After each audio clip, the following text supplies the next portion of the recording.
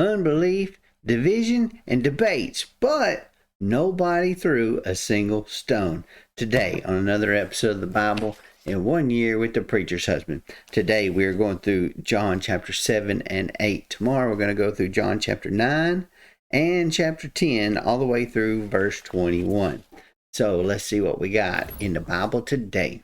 So, right off the bat here, we left off in John chapter 6 with many disciples and just deserted Jesus. So, on the heels of the unbelief of many disciples there in chapter 6, chapter 7 opens with the unbelief of Jesus' brothers and closes with the unbelief of the Jewish leaders. Now, chapter 7 and 8 convey Jesus' teaching at the Festival of Shelters in Jerusalem.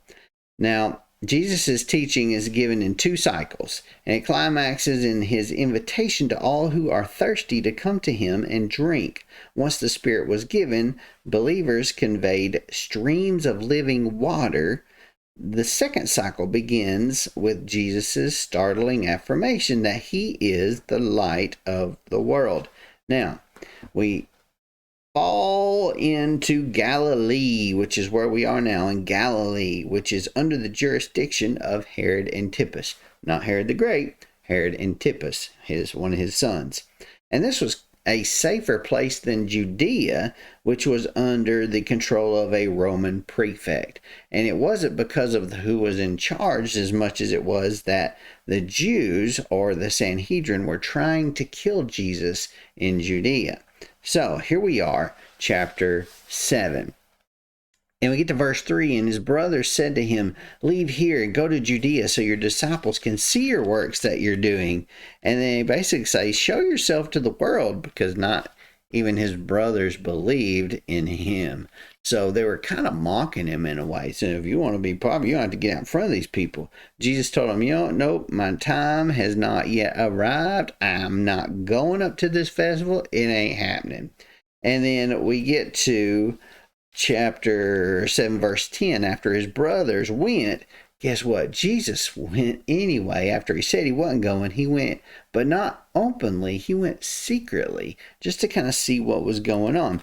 And it surprises many readers to realize that Jesus used craft and subterfuge to combat opposition and false expectations. Now, in verse 11, the Jews were looking for him at the festival, saying, "Where is he?" And in verse 12, it says there was a lot of murmuring about Jesus in the crowd. Some were saying that he was a good man. Others were saying, no, he's deceiving people. But nobody was really openly, publicly talking about him because they feared the Jews. And that means they feared the authorities that were represented by the Sanhedrin here. So we get into verse 14 and 15. Now, verse 14 and 15, it says, when the festival was already half over, Jesus went up into the temple and began to teach. Then the Jews were amazed and said, "How is this man so learned, since he hasn't been trained?" And Jesus answered them, "My teaching isn't mine, but is from one who sent me, the one who sent me." Now, Jesus lacked formal rabbinic training, as did his disciples. None of them were formally trained either. Excuse me. But his teaching and authority came directly from God. Now, this section of the Bible here brings up a kind of controversial issue when it comes to the church, when it comes to ordaining pastors. Is it a prerequisite? Is it a must that a person be seminary trained to be a pastor? Well, in some denominations, the answer to that question is yes. Other denominations, the answer is no. And in the United States, you can start your own church if you want to as an individual, and just start it up your own church, and you can be your own pastor without any training at all. So it's kind of controversial in a way. A lot of pastors seem to be offended by those who start their own churches and don't get that formal seminary training. They say that they should get trained if they're going to hone their craft. They need to learn as much as they can, right? So get with others that are learning the same thing together, and you're going to be better off for it. In the case of my wife, absolutely that was the case. She did go to seminary, and seeing her progress through the stages of seminary and seeing her grow as a person and as a Christian and in knowledge of what's going on in the Bible and the reasons why each of these things are happening, was just amazing to see how far she came. And I think it was very worthwhile from our perspective. But if somebody's going to start up their own church on their own, more power to them. I don't really have a say in this. What do you think about it? But anyway, we're going to move on to chapter 7, verse 20. Now, in this verse, it says, "You have a demon," the crowd responded, "who is trying to kill you." They think he's crazy for thinking that the Jews are trying to kill him. But this is one of the several instances where Jesus was charged with demon possession. And the same charge was leveled against John the Baptist as well. Other charges against Jesus include breaking the Sabbath, blasphemy, deceiving the people, being a Samaritan apostate, being mad, and even partaking in criminal activity, as we'll see throughout the book of John.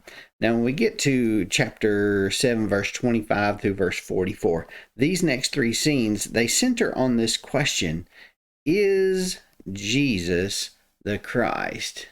Is Jesus the Christ? Now, the representative queries from the crowd serve as foils for dealing with this issue, in turn focusing on the supposedly unknown origins of Messiah, his performance of signs, and Bethlehem as the Messiah's birthplace. So, Bethlehem. What's up with Bethlehem? We get to verse 42. "And as David's city, Bethlehem was super important, and it had a lot of messianic implications." In this verse here, the irony is apparent because some people, clearly knowing that Jesus hailed from Galilee, they object that the Messiah was supposed to be born in Bethlehem, not realizing that Bethlehem was, in fact, the place of Jesus' birth. So, the next section is a debate over Jesus' claims. The Sanhedrin, they had this meeting and they highlighted the increased threat that Jesus' popularity represented for the Jewish leadership. But Nicodemus' plea for fairness shows that the Sanhedrin was not yet united completely in opposition against Jesus. So, we move on and we get to chapter 7, verse 53 through chapter 8, verse 11.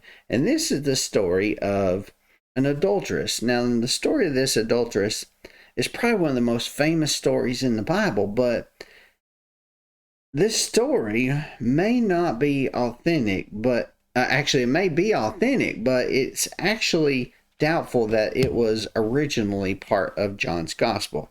And there's 5 different reasons for that. The first reason was the account was absent from all of the oldest copies of John.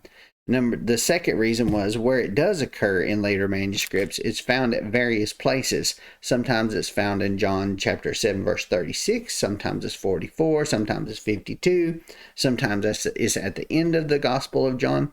And one time it's even found in Luke chapter 21, verse 38. Not even in the book of John. So, third reason is virtually every verse from chapter 8, verse 1 through 11, except for verse 5, features words that were not found elsewhere in John's gospel, and standard vocabulary that John used is conspicuously absent from it. Fourth reason why is the account appears to interrupt the narrative flow from 752 to 812, breaking that literary unit together about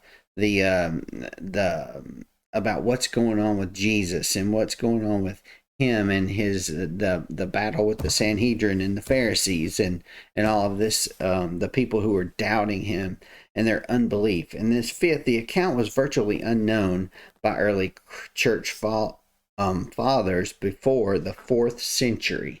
So this story was clearly inserted. But here we are.